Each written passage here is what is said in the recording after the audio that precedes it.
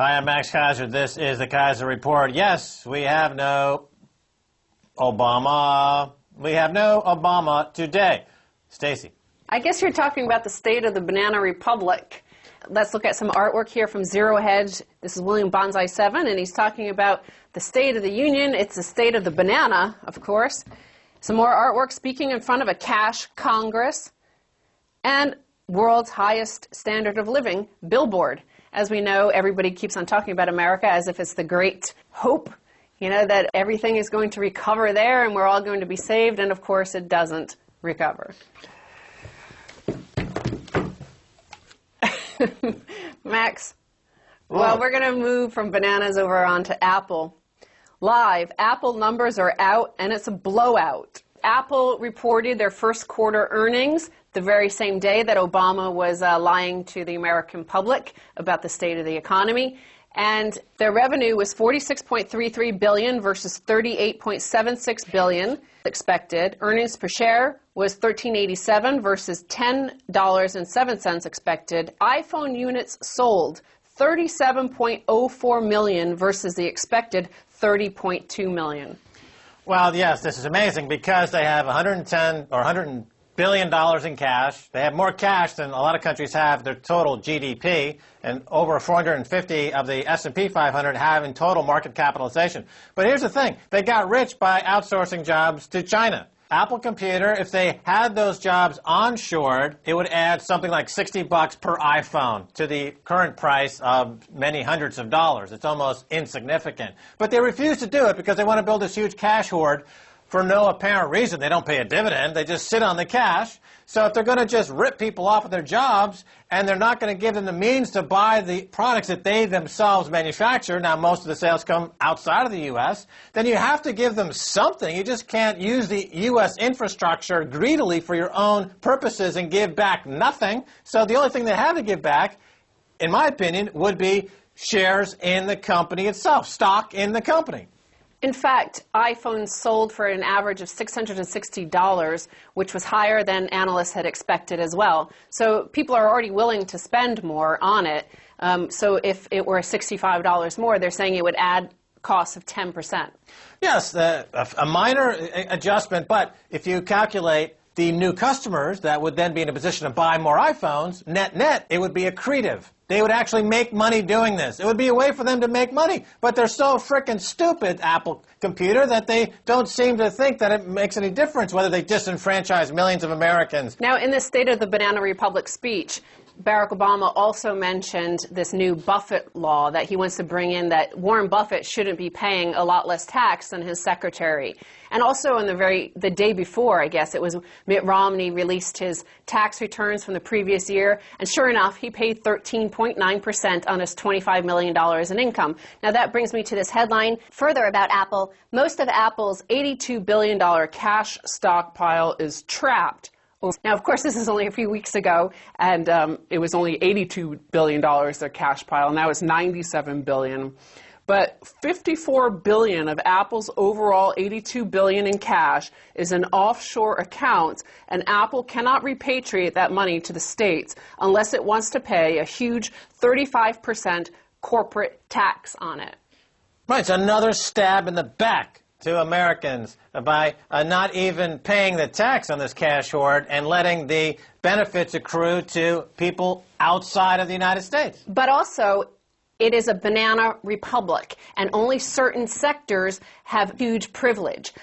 Private equity, who extracts the capital, the wealth, hollows out an economy. They get taxed only 13.9% on their income.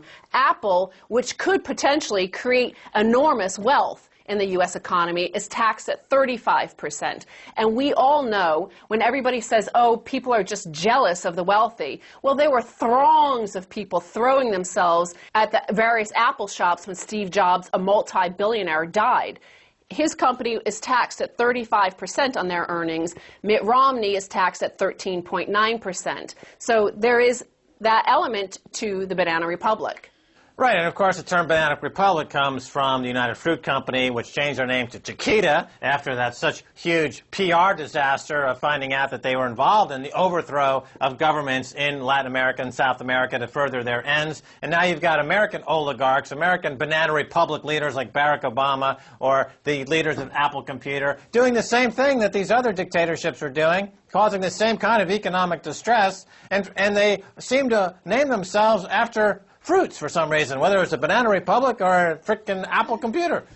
Apple said they would return the money to the United States if they were taxed at 9%. So there's a... But did they threaten the people in Congress, like the people like Hank Paulson did when he got the $750 billion TARP bailout, threatening martial law? No. Now, let's turn from the state of the Banana Republic to the state of the stiff upper lip. This is over in the United Kingdom. Sir Mervyn King, no reason to despair. So as reports says Britain is heading back into recession, the governor of the Bank of England urged against despair because all crises come to an end eventually, he says. He looks pretty miserable, doesn't he? He should talk like, usually if you're telling people don't despair, you don't look like you're about to top yourself. You try to have a smile and put a clown nose on. Really, like a Bernanke. He's usually got the clown nose on when he's delivering bad economic numbers. Mervyn King has got that British kind of I'm in the bag half blitzed on gin look, which is not fooling anybody. And of course, the UK economy is contracting. Why? Because the debt in the banking sector continues to expand, and nobody's doing anything about that. Mervyn King, wake up! As we compared Apple to the banana-wielding bankers in America, where the bankers have so much more power over government officials via their debt, that you see this playing out here with Mervyn King. He's also pleading. This is all he has is desperate pleas to the banking sector. The tragedy of the financial crisis is that those who have suffered most have been those who bear no responsibility for it.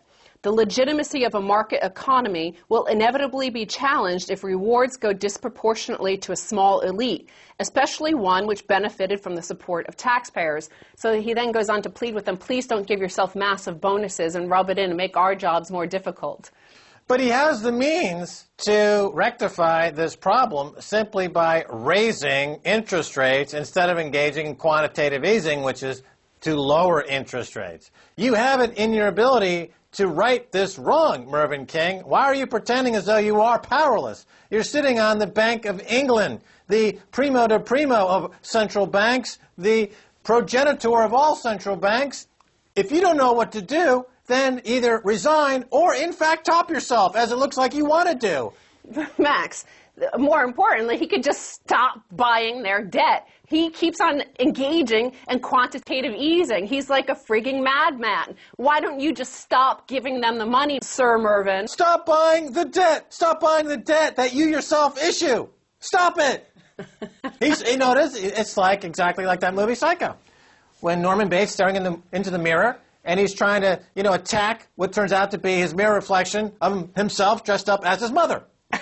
This is Mervyn King. He's looking into the mirror, dressed up like a woman, like most British men like to do most of the time, and he's attacking himself. You yourself are the psycho, Mervyn King. Well, let's look at the state of the actual British citizen. UK family debts up by almost 50% in a year. The typical debt owed by a UK family has soared by 48% since January 2011 as rising inflation has taken its toll on household incomes, according to the latest Aviva Family Finances report. And Max, how is inflation caused? By printing money and buying your own debt. Mervyn King doing exactly what he's doing. So Mervyn King, the only hope he gives to them with his glum face is don't despair. One day I'll stop printing money. I can't tell you when. It's like sphincter economics, basically, because he's trying to hold in the inflation, but he can't seem to do a good job and is leaking out and stinking up the joint. That's just one step too far. Perhaps, but it's a good analogy that most people can relate to. So research by the insurance company found that the typical UK family owes £7,944 in unsecured borrowing on credit cards, loans, overdrafts, and other forms of credit, compared with just £5,360 in January 2011. The figure represents 32% of a typical net annual income and suggests families are falling further into debt as financial pressures grow. Right, because people who work in these families can't get jobs. Why? Because all the jobs that are not in finance have been squeezed out of the system due to Mervyn King's artificially low interest rates that have rewarded speculators and pushed legitimate jobs out of the way. So this is exactly what you don't want to see in an economy that bills itself as being competitive. There should be a competitiveness in the UK economy where people who want to work and have jobs doing stuff should not be squeezed out by the central bank, which is making it possible for the cancer of speculative bubble economics to grow its way to the point of killing the host. That is to say, the UK economy, which is clearly shrinking. Lance the boil of speculators, Mervyn King, and you will stimulate the economy, unless you yourself are the pus in the boil, which I suspect that you are. Well, again, perhaps the British population shouldn't despair too much because things could be worse. They could be American. The caging of America. There are now more people under correctional supervision in America, more than 6 million, than were in the Gulag archipelago under Stalin at its height. Here, American, here you go. Here, little American. American, want a banana? Little monkey. Look, Americans don't care that they're in cages as long as they get cheap access to cable TV and a good rate on a McNugget. Well, exactly. If they're in a banana republic, many monkeys live behind a cage as well and are fed bananas. The accelerating rate of incarceration over the past few decades is just as startling as the sheer number. It tripled since 1980 to 731 per 100,000. No other country even approaches that. In the past 2 decades, the money that states spend on prisons has risen at 6 times the rate of spending on higher education. Ours is bottom to top a carceral state. And who do they want, the Republicans, as their presidential nominee? None other than Chief Warden himself, Mitt Romney, of a private equity background, Bain Capital, whose job it is to destroy the manufacturing economy and the real economy in favor of a financialized economy that crowds out all real jobs in favor of speculative bubbles and speculator gambler kings that run the economy. And as a result, the incarceration population keeps going higher and higher. And Americans love to be incarcerated. They hate their freedom. They would prefer to be treated like dogs in a cage and have some warden like Mitt Romney in charge, and that's why they're going to vote for him. All right, Stacy Herbert, don't go. Stay right there. We'll be back right after this.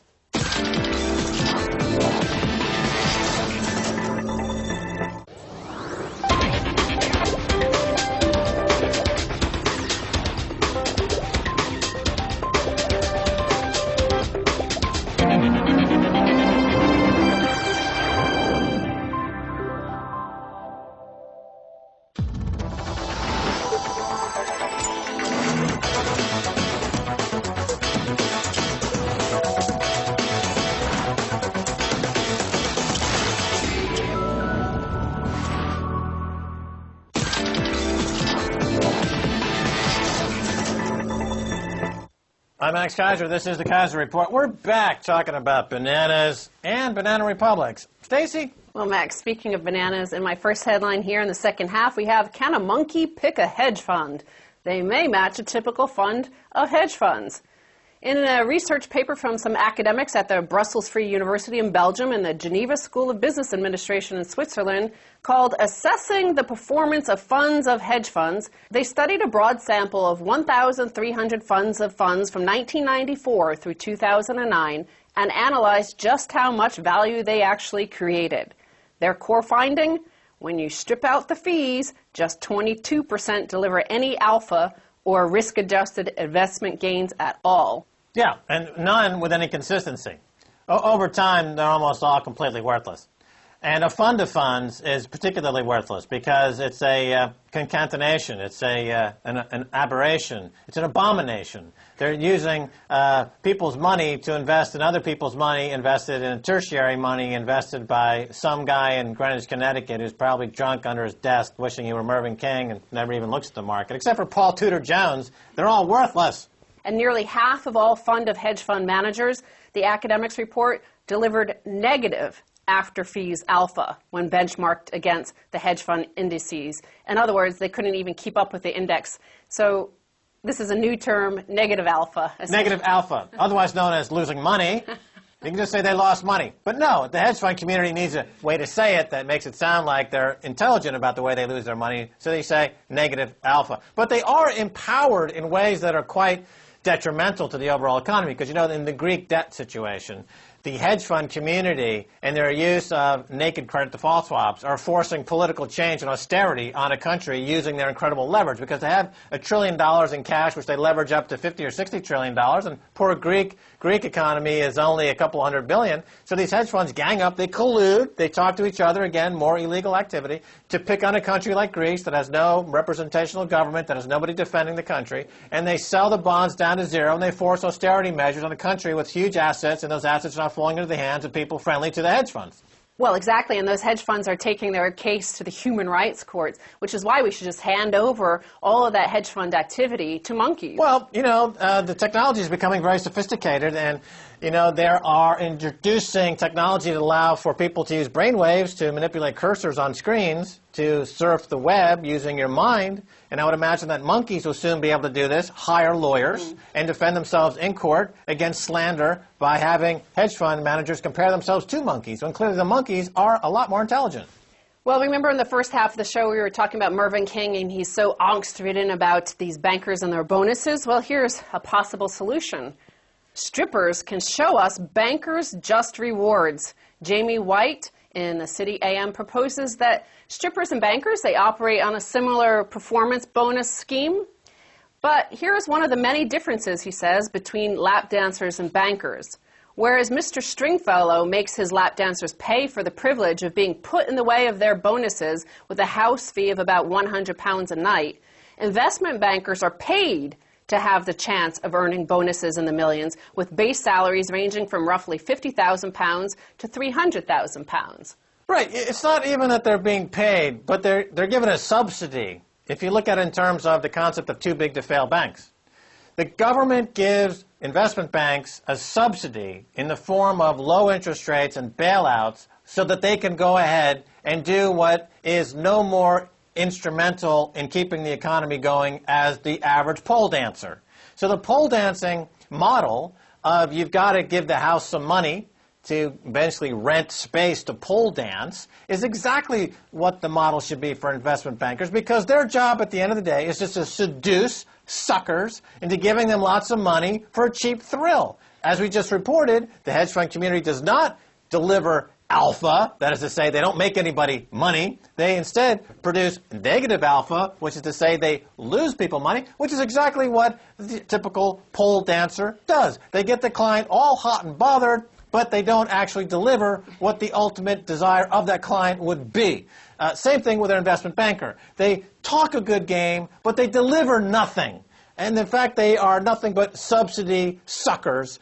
In Germany, you know, the street prostitutes, they have a kiosk where they put in some money and they rent space to do their job. This is exactly the same on Wall Street. Jamie Dimon should have to go to Wall Street every day, put in $1 million, and exercises right as a Wall Street prostitute to seduce idiots into J.P. Morgan stock and all their products. That's exactly the way it should be done.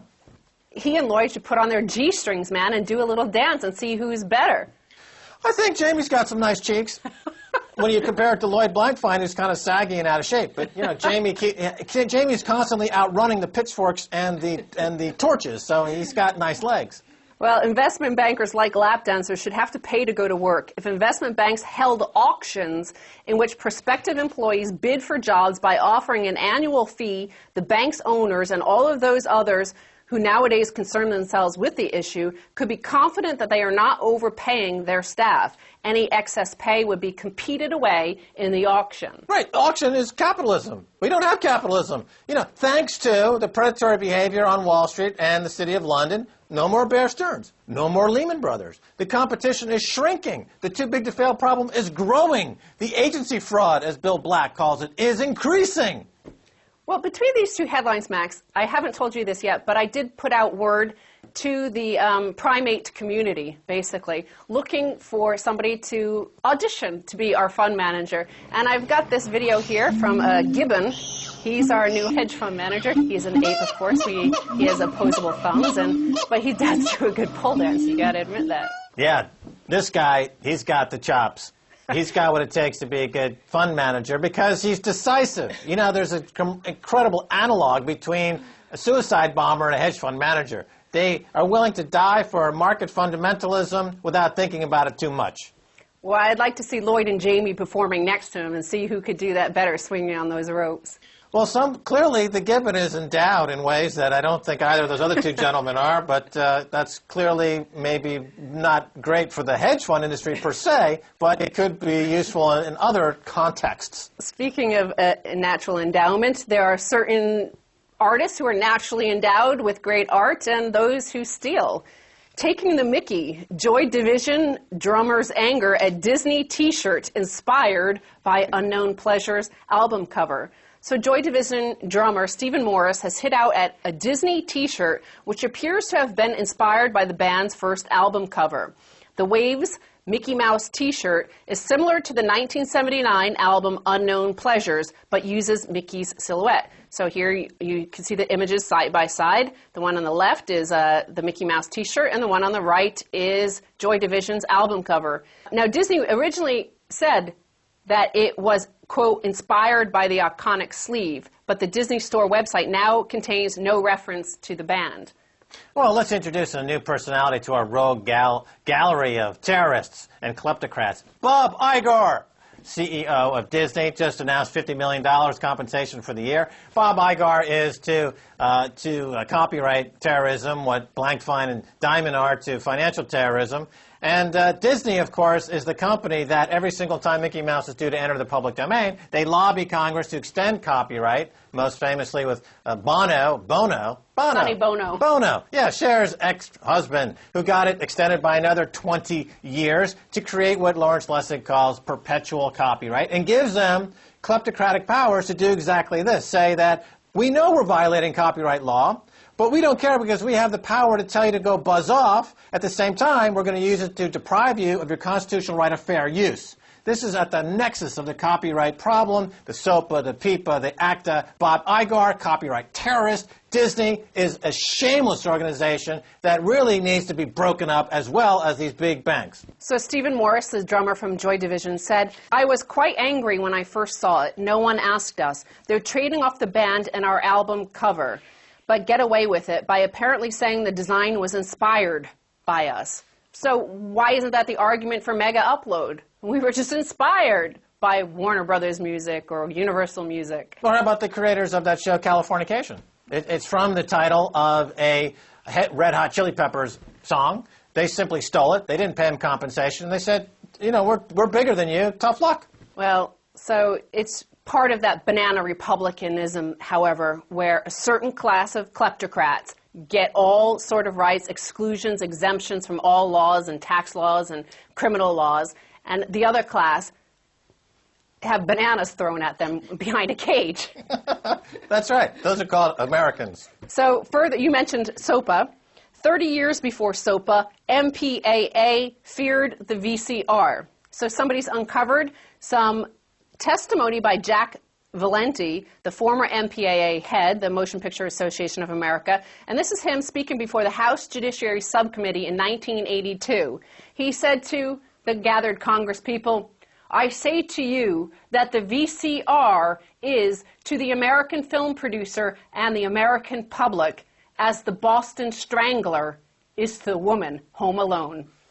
Right, Jack Valenti arguing against technology. Of course, the VCR gave birth to the blockbuster franchise of rentals of video, a multi-billion-dollar revenue source for Hollywood, which went into the DVD market, another multi-billion source of revenue, which could enter into the download market. At every step of the way, Hollywood has put their foot down and said, no, we need protection from the government against any competition, and they have reluctantly been dragged through the innovative process to multi-billion-dollar profits going forward. Why anyone listens to these idiots in Los Angeles, I don't understand. Meanwhile, in New York, you've got people like Louis C.K., who put on his concert film online, no DRM, asked for people to just give him money for the show, and he raised over $1 million. No Bob Iger, no Disney, no CAA, no management fee, just artist, public, and beaucoup bucks. so he used this as an argument that it was just being used by people who were illegally copying material from the television. He said, the loser will be your public because they don't have these expensive machines. And that is what I am saying, sir. The public is the loser when creative property is taken, and here is the reason why. The investment of hundreds of millions of dollars each year to produce quality programs to theaters and televisions will surely decline. Exact same words they're using today. And what happened? These expensive machines, VCR players, used to cost $1,000, $1,500. They came down to $50 today. Yeah, they can't give them away. It's called capitalism. Right, and this is the one thing that Hollywood doesn't want to participate in. They want to have, like the big banks on Wall Street, huge government subsidies for an industry that is completely superfluous. You could eliminate Hollywood, eliminate too big to fail banks, and the U.S. economy would be the beneficiary of this. More competition in the creative space, more competition in the financial space. Well, Max, I've got to go pay our fund manager. He is paid in mangoes, you know. There's plenty more where that came from, buddy. Keep picking those winners. All right, Stacy Herbert, thanks so much for being on the Keiser Report. Thank you, Max. And that's going to do it for this edition of the Keiser Report with me, Max Keiser, and Stacy Herbert. Send me an email at keiserreport@rttv.ru. Follow me on Twitter, Max Keiser. You can follow Stacy on Twitter, too. Until next time, Max Keiser saying bye, y'all.